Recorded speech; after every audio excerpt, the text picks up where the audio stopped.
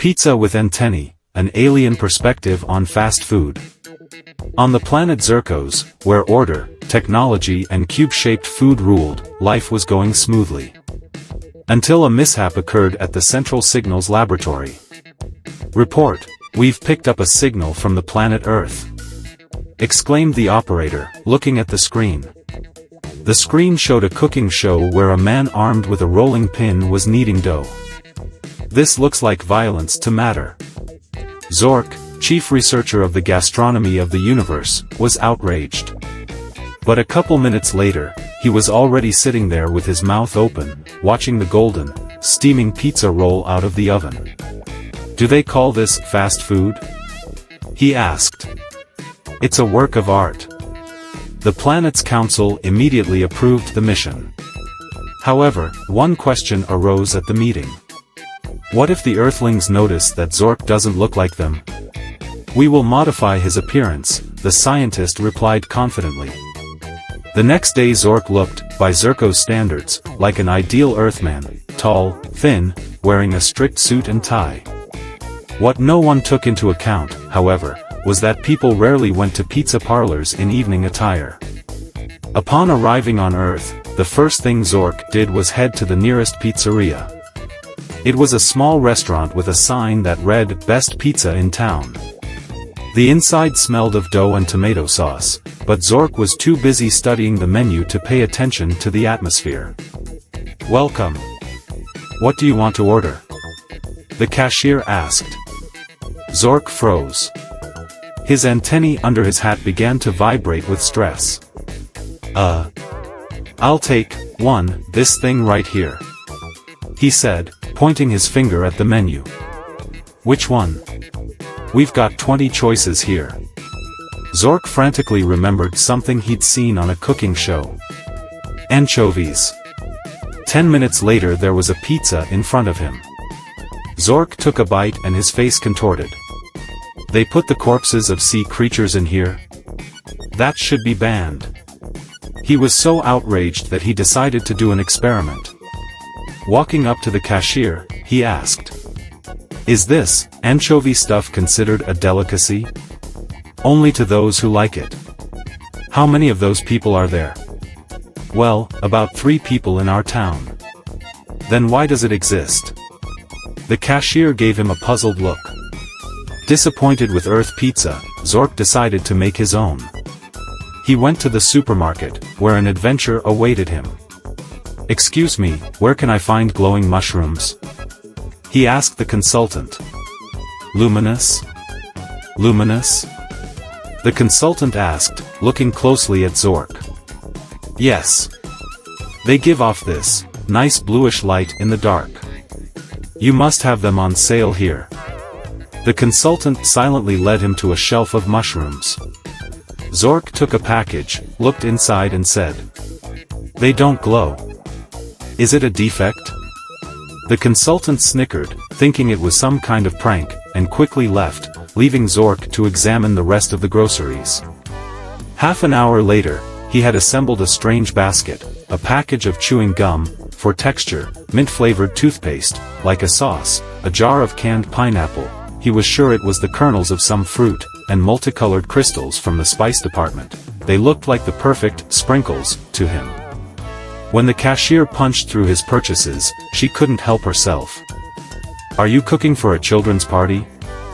"No, for a very important science experiment," Zork replied seriously, making her wonder.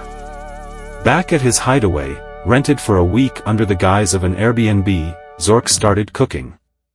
He rolled out the dough, which for some reason stuck to everything, the table, the ceiling, and even his hand. When he finally managed it, he poured a mixture of toothpaste and pineapple syrup over the dough. "It's a masterpiece," he exclaimed, throwing glowing mushrooms and crystals on top. The pizza went into the oven. Zork watched its transformation closely, but after 15 minutes, he noticed that a strange purple smoke began to billow from the oven. "Is this part of the process?" he asked himself. After a slight explosion, small, in his opinion, the pizza was ready. It looked like a holiday fireworks display. The glowing mushrooms shimmered, the crystals sparkled, and the sauce emitted a faint buzz. Wow! I just invented a masterpiece of galactic proportions, Zork said proudly, trying to convince himself it was safe.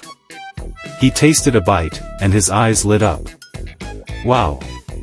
This is either incredibly delicious or I'm going to pass out. The next day, Zork went to the town square with a sign that read, "Try unique pizza. Free."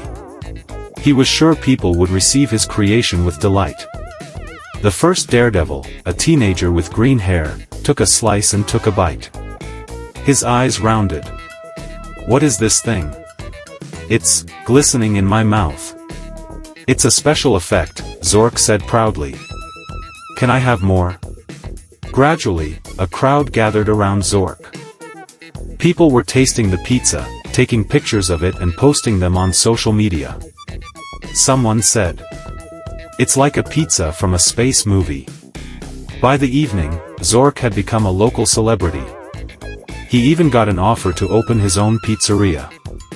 "Thank you, but I already have other plans," he replied cryptically, hiding around the corner with the leftover ingredients.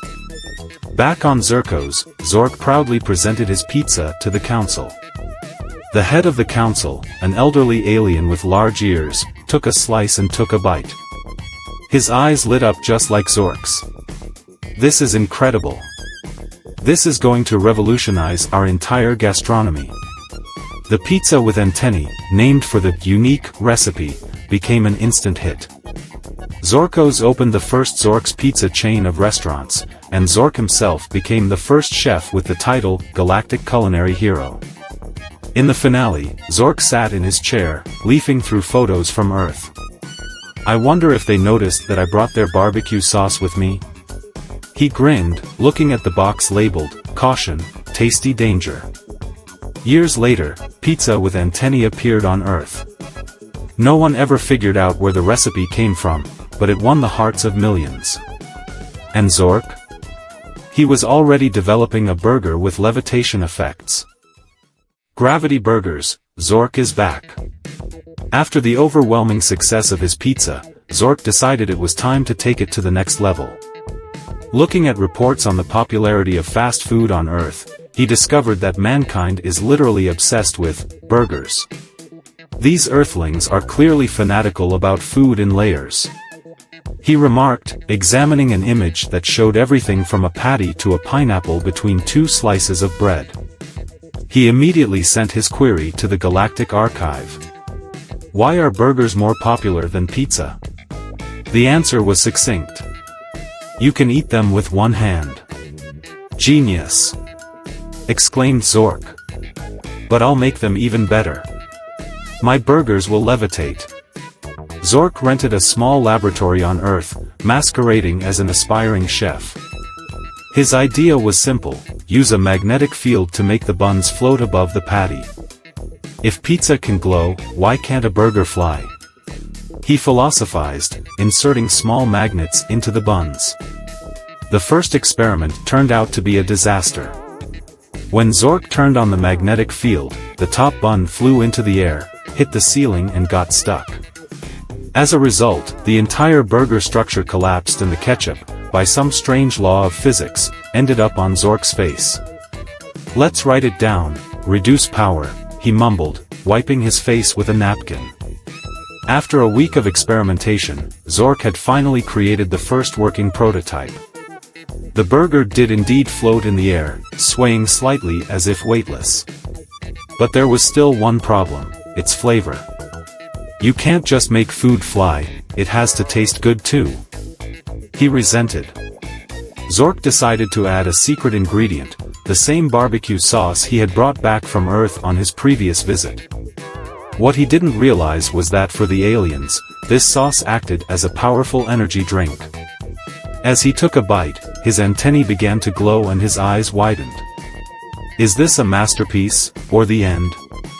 He whispered as his body shook slightly from the overabundance of energy. Zork opened his establishment with a loud name, Zork's Flying Flavors. A sign greeted visitors at the entrance. For the brave only. possible slight gravitational discomfort. The first customers were shocked to see the hovering burgers. One of them, a guy named Jack, tried to catch the top bun when it deflected slightly. "Is this a trick?" he asked, chewing on a patty. "No, it's advanced technology," Zork replied proudly.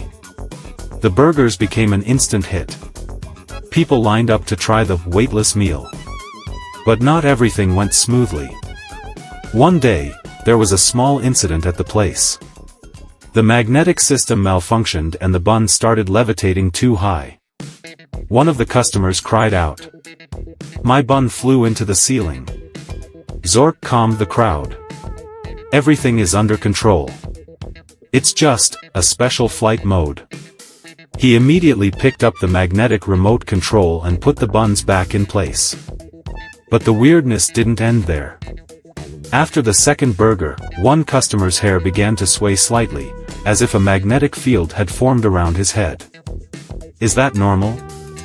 he asked. "Absolutely," Zork replied confidently. "It's just that you're getting closer to my technology." In a few months, Zork was known all over the earth. His burgers were trending, and fashion bloggers were organizing challenges, try to catch a flying burger. But Zork didn't stop there. Back on Zerkos, he announced, "We're going to create a chain of fast food restaurants throughout the galaxy. And not just with flying burgers, but milkshakes that change color and fries that dance." The planet's council approved his proposal. Soon, Zork's Flying Flavors became the first galactic fast food chain to conquer both Earth and the stars. On Earth, more and more people noticed strange side effects from the burgers. Some suddenly started levitating with their buns, and others found their voice sounding like a radio. But no one cared, because the food was delicious and the show was unforgettable. Zork, watching Earth from his headquarters, grinned. "If they think this is cool, wait till I show them my desserts."